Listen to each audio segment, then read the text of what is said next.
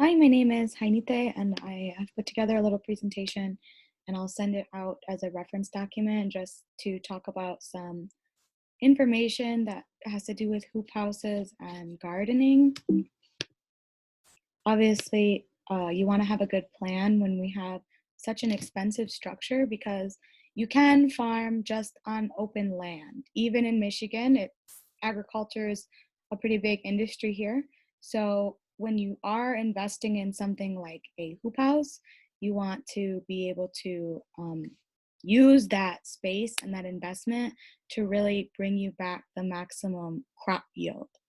So we are going to talk about space management and planting schedules, which we will improve upon in future years. All of this as we test out more things and get better at farming. And then we're going to talk about soil fertility, and then a few hoop house considerations that may or may not be known to you, and then a plan of action so that we can go ahead and get a move on our season. The Michigan growing season is only 140 days long, which is not very long, but that is for open field growing. And what they're looking at is this is the number of hours of daylight and the days per year. And you really want to do most of your growing where you have 12 hours of daylight, because all of the energy needs for the plants comes from the sun. And if you don't have enough sunlight hours, then your plant just can't get enough energy to grow, even if you're doing everything else right and even if the temperature is right. But with the hoop house, you do have the option of extending your season a little bit early and a little bit late, and maybe some over the winter things, because you can keep them from being under stress from the cold, which might prolong them. And if you have a sunny day, then they are still able to use that sunlight that is available. But what you can see here is it's almost June, and the days are getting longer, and our 140-day growing season is getting shorter every day. So we definitely want to start planting immediately, and maybe shop for some transplants that have already grown a little bit, so that we're not doing directly from seed, because those take even longer. And if you look here, these are just some common favorites that people like to plant and eat, and they have these different growing periods. So like potatoes are a great crop because they have a high yield and they are a starchy food that stores well. So you can really get a lot of food out of those plants, but they take 120 days. So we have to think about putting those in as soon as possible. You can extend, like I said, with the greenhouse and leave them in past October 1st, which is our first frost date or expected frost date in this part of Michigan. But if you want to do two crops and take the crops out and then be able to plant something for the winter, then you definitely want to be able to harvest by September. You can direct seed something in early September, or if you need to wait until late September, we can again do the transplants, but it's a little bit more expensive. And but you will be able to yield plants in the greenhouse. There's two different ways over the winter time. You can produce a hardy crop like kale, or something that is sturdy enough to withstand a little bit of cold stress, and we'll talk later about some measures that you can take to protect them and to keep them growing. Or you can do an overwinter crop, which is something that the top really doesn't grow. The green part is not going to be doing photosynthesis because of these short daylight hours, but the roots are going to grow. So something like carrots or garlic or onion that you plant underneath the soil, if you can keep the soil warm in your hoop house, then you can still grow them. And then early in the spring, before your first planting, you can harvest up a full crop and then plant your new crop that you want to start once we have enough sunlight. So this is what we have going on now, and this is a to scale diagram of our greenhouse. And we have these boxes that are about 3 feet by 12 feet, and we have 14 of them in right now.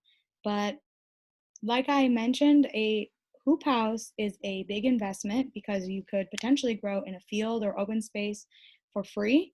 And so since you do put in all of the extra money to have that structure, you want to not only use your time, but you want to use up as much space as you can and really fill it. So this is based on some measurements that I took. We could fit up to 4 rows with six boxes each into the greenhouse. And then I have it green here, but we should definitely, if we're going to be moving these around or either way, we should put down some cardboard and then mulch in between all of the boxes. That way we can block out the sunlight and kill off the grass. That way it doesn't pop up into our boxes or cause us, we have to do continuous maintenance on it. If we just cover it all up, we can move on with that and not worry about it anymore. Another option for this is these bags. I don't know if it's easier or cheaper. There are additional considerations if we do go this route, and I don't know if this price or if this vendor is valid, but it's an option. This picture, I wanted to show that they have these bags, and we could, if it's too much and we can't move these boxes around, which we should be able to do, but if not, we could potentially put some of those bags to try and use up more of that space. The issue with that is in the wintertime, if we're trying to do those, we have now different heights for the beds. And so if you want to do a winter crop, you're going to have to do additional covering to it. So that might create some complications, but it is an option. Another thing to consider or mention that I want to mention is that we don't have to plant everything on the same day. So even though we have these boxes now and that we want to plant in all of the boxes, we could potentially plant a crop in the ones that we already have and try and get them situated, and plant something that takes longer to harvest, such as a potato, and then we can plant some faster harvesting vegetables or fruits in the others once we have them settled. But it's definitely something that we want to do right away, because like I said, in Michigan we have a short growing season. This picture, I'm really trying to show these strings here that are going all the way from these purlins to the ground. And what these are is for vining plants or plants that need support. Tomatoes, a lot of people know already that you need to put a tomato cage, because once the tomato plant reaches a certain size, it's going to start to bend over and fold over onto its neighbors, and it's not going to be as healthy as if it can stand erect, so it needs a little bit of support. Tomato cages can be expensive, but we're blessed that we have this house and we can actually hang these cables and ropes. It doesn't have to be super expensive, just something that you can get a little bit of tension in this rope and put the support for your plant. And if you have a green bean or something that creates a vine, it'll just climb up the rope, and that helps save space too with how closely you can put the plants, because they're not going to be spreading out on the ground. They're going to go up vertically. And this is a picture of what it looks like later into the season. Pretty sure these are our green beans, and they've been put up and grown tall instead of wide. And then this is a tomato, and what they've done here is they have these little plastic clips that you can use to secure it to the string. Now tomatoes, because they're kind of heavier, some people, you don't have to get a tomato cage, but they like to grow them right next to a fence. That way the fence can act as support, and you just have to clip it on and make sure that it's not falling over. And you don't have to buy, these are pretty inexpensive and they're sold at plant stores, but you can use twine to tie these together, or zip ties, as long as they're not too tight, so that your plant does still have room to grow. But you just want something that is going to hold the plant erect. When we were talking about extending the season into the winter, something to consider as a preparation for that, if that's the direction that we want to go, is getting some kind of plastic cover to keep the heat in, because there's just not enough heat in Michigan to keep these plants from dying. So you have to really take care of them. And these are even better than the picture I just showed, because you don't lose all this heat in the space in between rows. Each row is individually covered, and that really helps if you want to do a winter harvest. This I'm not really going to go through. It's just a table of different kinds of plants. These are all leafy green plants because those are pretty good over the winter, and different types of coverings and specifications that you need for them. And then this is what that is based off of.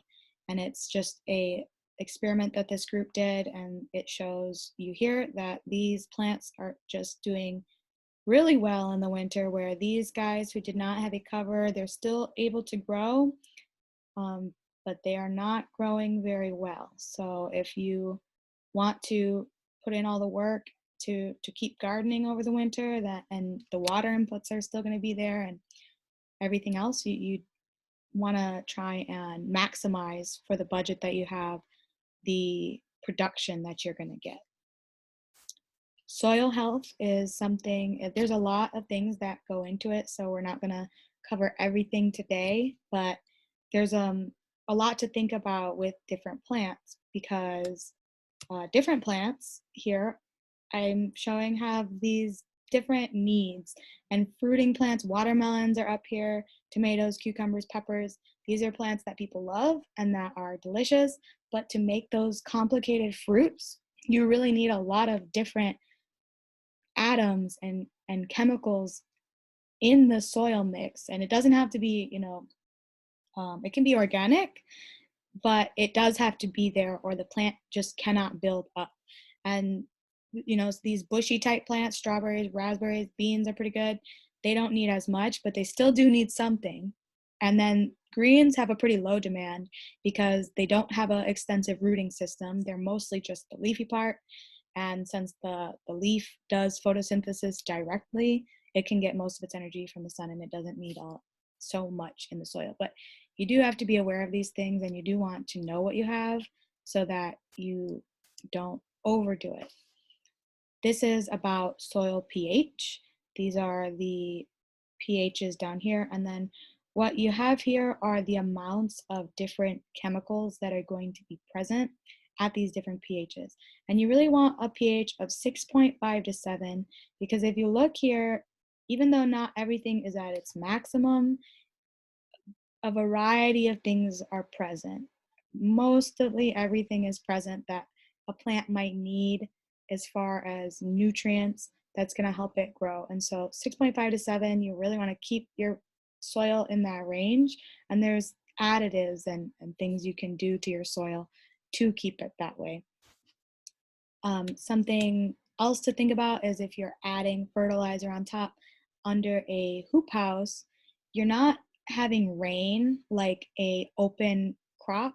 So when it rains a lot, the nutrients is washed away and is driven deeper into the soil. But in a hoop house, the only water that is going to be applied is the water that we apply to it, and we try and conserve water and other inputs. So you want to do some soil testing, especially after a few seasons, or really once a year is standard, and know what you have, because it's not just going to disappear if you're not heavily watering the system. And then water testing, because if we're doing well water or groundwater, there are minerals that are going to be in the water, and we want to know what we're adding, because if we add too much of anything, it's going to change the pH and it's going to change the health of our plant. We don't want an overabundance or an underabundance, so we need to know what we should add and in what quantity. So there's a couple different ways to add. One is to add dirt, fertilizer, compost right on top. And you can do this store-bought, which we definitely would have to do this year if we want to go this route, or you can make it on the farm. And so we can make a compost area, and it's really just decomposing matter, because everything has to cycle. So if you take the old plants and lawn clippings and some hay and some dirt and you mix them up, all the nutrients that were in those plants are going to break back down into their most organic form and natural form, and we're just going to put them right back onto our plant. But we would have to start that this year for next year, because it does take quite a bit of time for those plants to really break down into their basic components. And if we do buy, there's different kinds. There's plant and there's animal. So I think that plant-based is a little bit safer is better, because when you're talking about animal compost, we're talking about manure and things that there's just more microbes inside of those types of compost, and there's also a higher content of nutrients. But that's, like I said, when we're rinsing with only the water that we put in, so you might get a salt buildup if you have really heavy fertilizers, where if you use a plant-based, it's a little bit less dense with these different compounds, so you're not going to build up quite as quickly. And then another option is fertigation, which is a word with fertilizer and irrigation. So we'll talk more later about the irrigation system that we have, but an option that you can do with fertilizing these plants is you can have one of these little boxes, and you can have a soluble nutrient source, and you want to put it right into the water. But you really, it's tricky to do these kinds of operations. Maybe not tricky, but you want to be careful, because you don't want to contaminate your water source, especially if we're talking about using groundwater, well water. We do not want to backwash fertilizer into the groundwater, because what you're going to get is you're going to get algae and you're going to get mold, and they're just going to start growing and blooming in your water source, and that is not going to be good for your plants. Every time you water your plants, you're going to be getting things all over there. So there's a water feed water mechanism that you want to do if you do choose to do this. And this is a little bit easier to control, because you can do it based on your plant's needs. If you see that your plants are not growing how they should be for the amount of light that they've had and time that they've had, then you can just add the fertilizers as you go. But like I said, you do have to be careful with this method. Ventilation is something that's critically important to a hoop house, because normally plants live in the open air. And here we have a enclosed structure. Now this is good because plants love the warm and they love the moisture in the air, but it can be too much. And if you've been into the hoop house, you know that it's very hot, especially on a sunny day. The temperature difference between the inside and the outside can go up very high. And it's also very humid, because water is not going to escape through that plastic. And so if you have too much water and moisture in the air, it makes it easier for algae to breed and mold to breed. And you do not want any of this on your plant. You don't want your plants to be getting diseases and it to be fostered by this hot, humid air temperature. So ventilation is critical. And so ACF Greenhouses did this, a little study, and they have here the average greenhouse temperature rise, which they're talking about the difference between inside the greenhouse and outside of the greenhouse. And what they found was that this optimal range is about a 15-degree Fahrenheit difference. So you want to have to know what the temperature is outside, and then you need a thermometer on the inside, and you need to make sure that it's not above a 15-degree difference, or your plants are going to start suffering, because they can't withstand those huge changes all at once, and it'll build up more quickly, the heat inside of the greenhouse. And then for the moisture, you want to make sure that you have 1 to 2 air changes per minute. So these two things can be tricky to balance together, because maybe you don't want to let extra heat escape, but you still need that ventilation change. And I know we have a roll up on the side, which is going to help us a lot. But you know, you need that air constantly flowing, even if you don't want to let the heat out. So the way you do that is through horizontal airflow, and we're talking about circulating the air that's already in the greenhouse.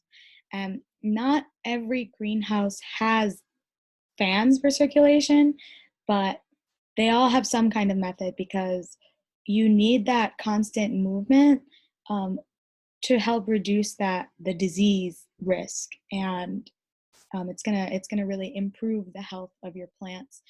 But definitely opening the end doors can get you a little bit of circulation. On a hot day, it's a necessity that those doors stay open once the plants are in there. But getting these fans placed and getting the right size fan to pump enough air that the appropriate amount of air is moving in your greenhouse, and then placing those fans so that they're in an arrangement that's going to move along all of the plants and not just in one area. So this is just, I'm gonna give it to you as a reference. I already did the math for our size hoop house, which is 1,368 square feet. And you want to get 2 times that amount in horizontal airflow, and 4 fans is like the minimum. And we don't have a super huge structure, so 4 fans is probably enough.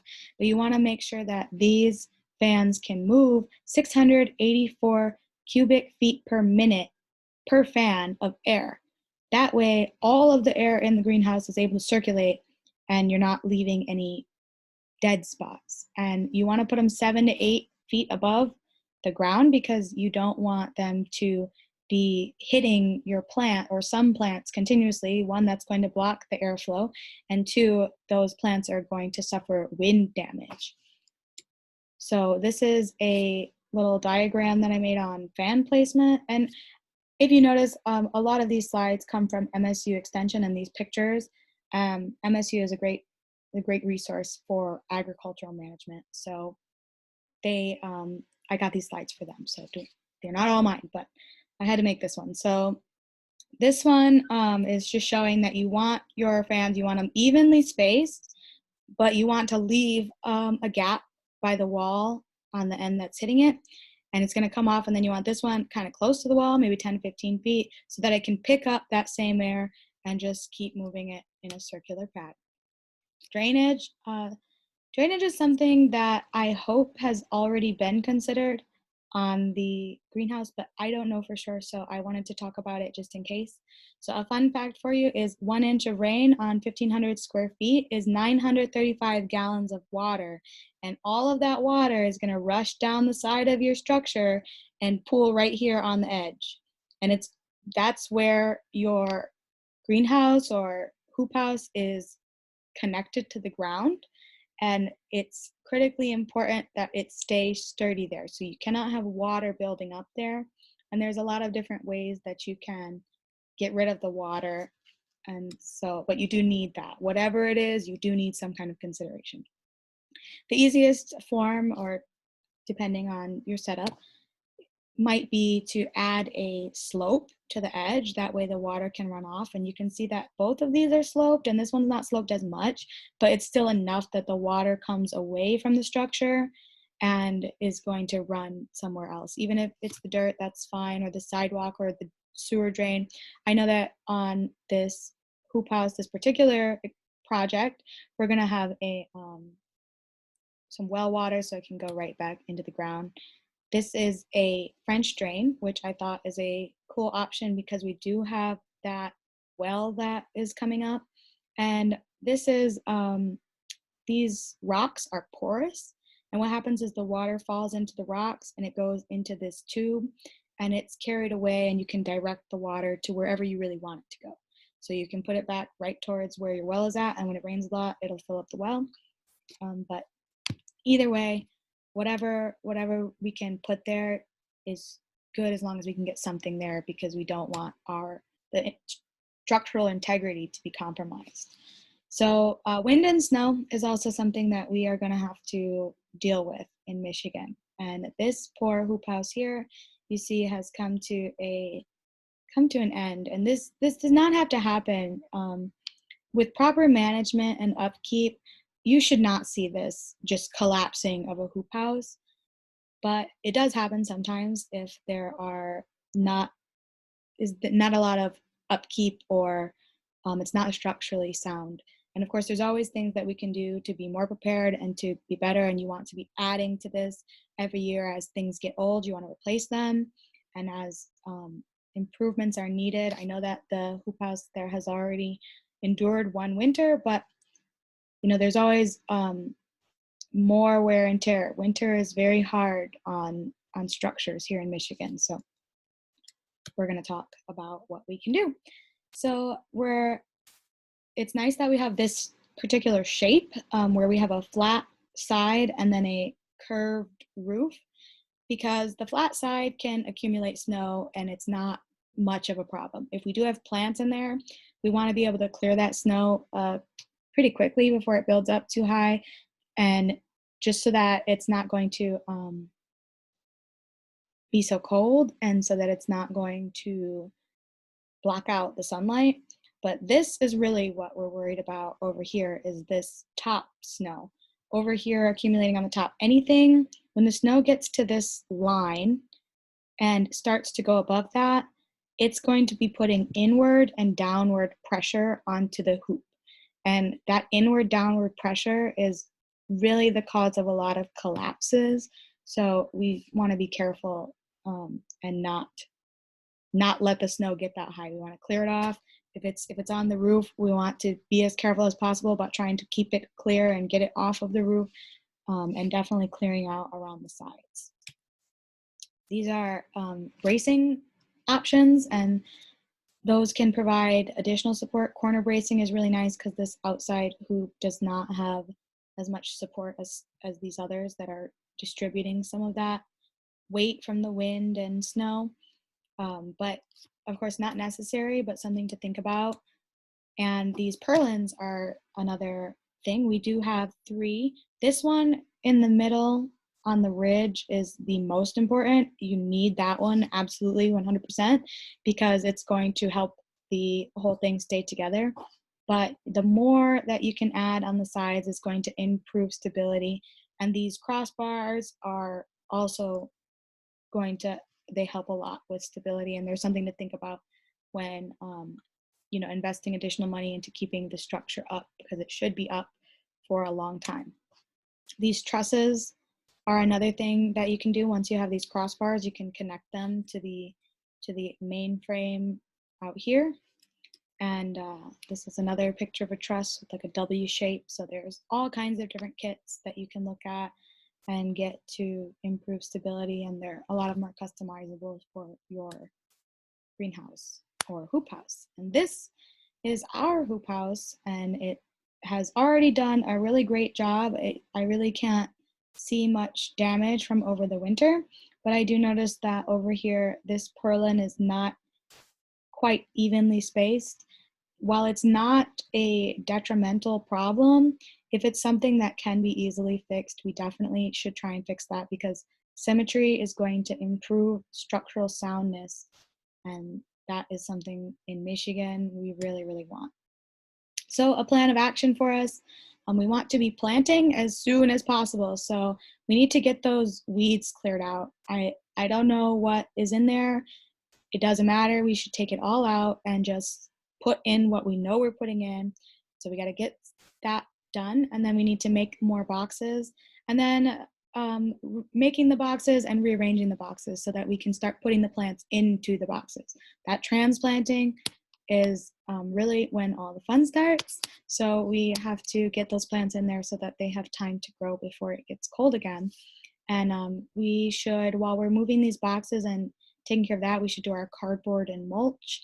We'll need to purchase some fertilizers and those ropes and some kind of clips or twine so that we can provide support for our vegetables like our tomatoes or green beans if we wanted to grow anything like that.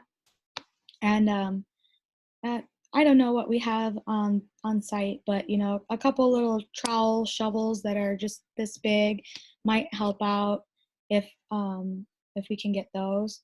But for winter prep, something that we want to think about over the course of the summer, not necessarily right now, but we do want to think about it, is getting these low tunnels put in, or getting some hay and getting it ready so that when we do want to prepare for those colder weather crops, that we have the capabilities to do that. Because like I said, we're limited on the time here in Michigan, and we're at the subject of nature, so we have to be prepared before the time comes. And a compost pile is something that we could start if we wanted to try that out for next year.